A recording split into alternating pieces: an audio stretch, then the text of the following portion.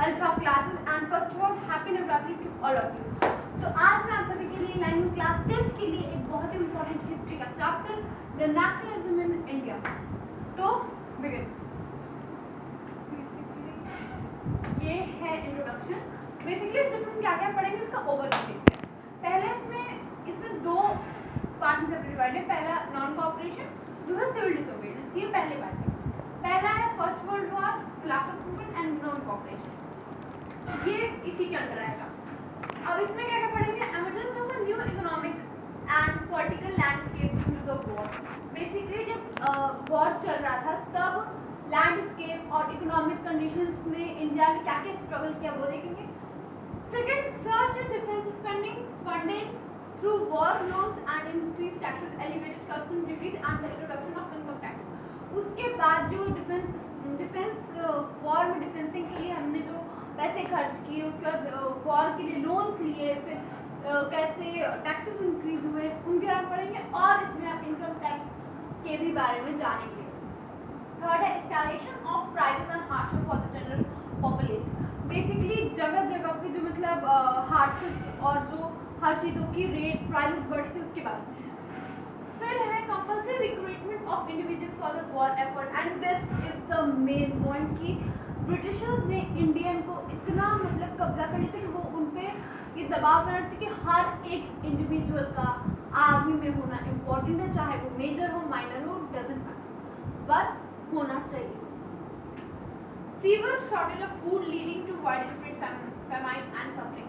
इसी को कहते हैं नहले पे दहला कि हम लोग इकोनॉमिकली कंडीशन से वो सफर कर रहे थे, लैंडस्केप से सफर कर रहे थे, इन वॉर से सफर थे, तभी फूड की भी शॉर्टेज हो गई और तो और भुखमरी भी आ गई।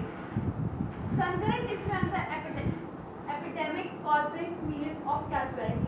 सेम वही चीज़ है रहने के रहने वाली चीज़ कि अब एक बीमारी वहीं स्प्रेड हो गई। Growing realisation among Indians that their involvement in the war was unwanted. और ये एक रियलाइजेशन हम इंडियंस के अंदर हो गया कि उनकी जो वॉर में जो उनको ज़बरदस्ती लाया गया है वो इनको लगता है कि हम कितने गुलाम हो चुके हैं। तो इस चीज़ की रियलाइजेशन ऑफ इसके खिलाफ उन्होंने मूवमेंट स्टार्ट किया। वो last but not least is these realisation fostered unity among Indians against British. और यही रियलाइजेशन हम सभी के अंदर नेशनलिज्म की भावना पैदा करता है। तो नेशनलिज्म मीन्स बेसिकली हमारे देश के प्रति हमारा प्रेम, हमारी सद्भावना को कहते हैं नेशनलिज्म। तो अब इसी अब इसका फर्स्ट और ये क्या एग्जाम में आएगा पढ़ लेना। अब बेसिकली तो फर्स्ट है the idea of Satyagraha. Idea of Satyagraha basically Satyagraha is a philosophy given by Mahatma Gandhi. Basically Satyagraha was a philosophy given by Mahatma Gandhi in which he has introduced that power of truth and non violence. और ये हुआ था जनवरी 19 में जब Mahatma Gandhi India आए थे south Africa से और उन्होंने सत्याग्रह का मूवमेंट स्टार्ट किया। Satyagraha focus on the power of truth and the imperative to seek it. जैसे मैंने बताया कि Satyagraha is a philosophy and this shows the power of truth. Gandhi advocate non violence as a means to unite all Indians and achieve victory. और basically उन्होंने violently non violence use किया, इस चीज को यूज किया और सभी इंडियन को साथ लाने में, उनकी यूनिटी बनाने में। 1917 Gandhi travels to Champaran, Bihar, inspiring people to resist the oppressive plantation system.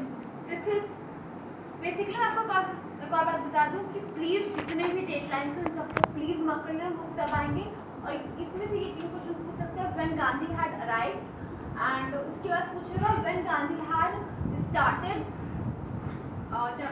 Satyagraha from where. और ये 3 चंपारण जो कि बिहार में है, उसके बाद एक खेदा जो गुजरात में है और एक अहमदाबाद। ये 3 जगह के नाम याद रखना आता है।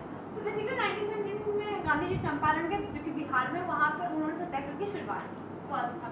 और वो किस लिए था? वो प्लांटेशन सिस्टम के लिए था जहाँ पे इंडिगो प्लांटेशन था। इंडिगो प्लांटेशन बेसिकली एक एग्रीमेंट था, 3 कथिया एग्रीमेंट जो कि फार्मर्स और ब्रिटिशर्स के बीच में हुआ था, जिसमें उन्होंने ये बताया था कि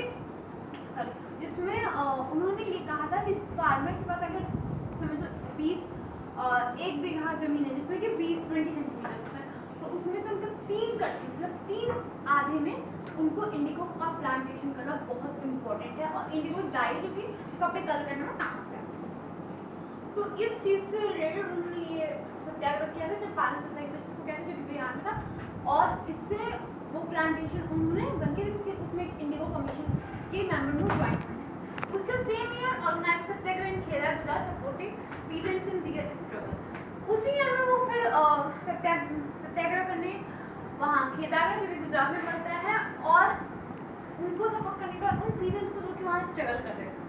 फिर last is 1980 Gandhi led the satyagraha movement among cotton mill workers in Ahmedabad. Ahmedabad में भी 1918 में, यहाँ डेट चेंज हो देगा, खेड़ा और चंपारण में उन्होंने 1917 में किया था, बट अहमदाबाद में उन्होंने 1918 में किया था। तो अगर कभी क्वेश्चन आए तो आप लिख सकते हो। तो बेसिकली यहाँ पे उन्होंने किया था उन लोगों के लिए जो वर्कर कॉटन मिल में काम कर रहे थे, उनके लिए किया था। ये फिगर देख लो, Indian workers in South Africa march through workers 6 नवंबर 1913। Mahatma Gandhi was leading the workers from New Castle to Iran's wall. When the marchers were stopped and Gandhiji arrested, thousands of more workers joined the satyagraha against racist laws that denied rights to non-whites. Basically उस time पे जब हमारे India में कब्जा हुआ, तभी south Africa में Britishers ने कब्जा किया था, जहाँ पे रेसिज्म चल रहा था। ब्लैक एंड व्हाइट को सेपरेट किया जाता था, व्हाइट वाले को सब कुछ मिल रहा था, ब्लैक वाले को नहीं मिला। तो यहाँ पे गांधी जी ने मूवमेंट, गांधी जी की हेल्प से वहाँ पे भी ये सत्याग्रह हुआ था। तो और प्लीज फिर से कह रही हूँ, बस प्लीज सभी डेडलाइंस को मार्क कर लेना और याद कर लेना। Okay, thank you guys. तो अब हम इसका पार्ट 2 जल्दी लेके आएंगे, एक टॉपिक पढ़ेंगे बहुत ही। Thank you and happy